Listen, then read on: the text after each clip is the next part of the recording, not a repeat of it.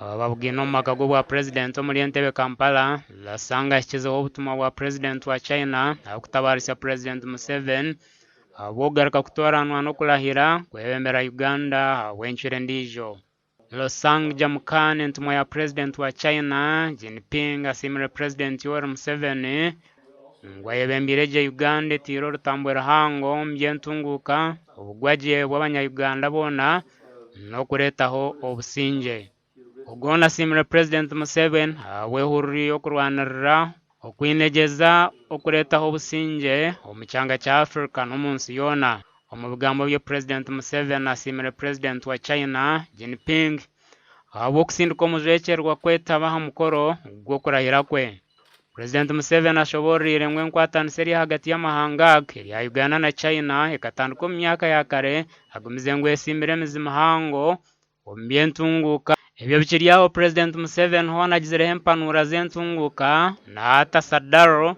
umwebembezi w'ekibina ekya Democratic Party Turkmenistan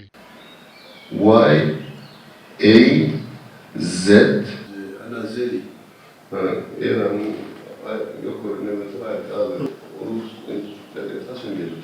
Bunun 1924 yılında Türkmenistan Rusya yüzüne girip Türkmenistan Sovyet Sosyalist Turkmen people actually, and in Turkey 60-70%. But historically, center means it was Merv.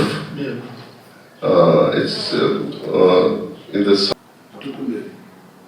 Sadaro abirazwekire president wa Bad Mohamedo amukoro gwo kurahira kwa president Yoweri Museveni ogurigire kubaho ebiro bice bihingwire Turkish language speaking nations, Bashkortostan, Kazakhstan.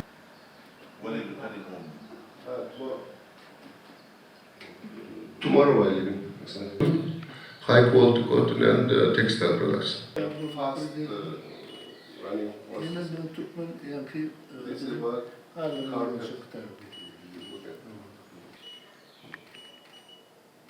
Enyuma wona president Museveni abwinaho president wa Gabon Brice Clotaire Gui Nguema ababagizireho abempanura zabo zegamire entunguka z'amahanga gagombi na munonga enkurakurana y'ebyamakorero ebyobuhingi n'oburisa n'enkwatanisa y'amahanga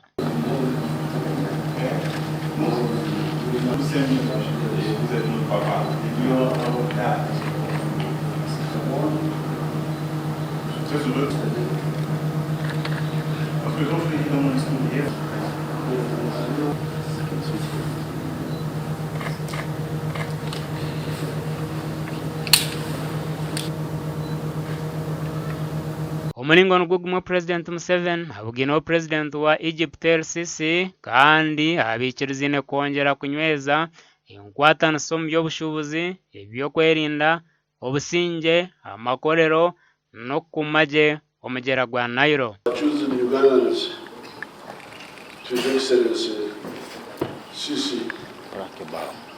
How we are damaging the Nile. I have accused you. And I accused you in words, but I wanted to show him a video how you are damaging the Nile. Now, grown where swamp, where the river is, what they call swamp, and that woman is explaining how she has been growing the rice. It was introduced by the Chinese. What they call it swamp, but actually they are, let's see what she's saying. I will summarize at the end.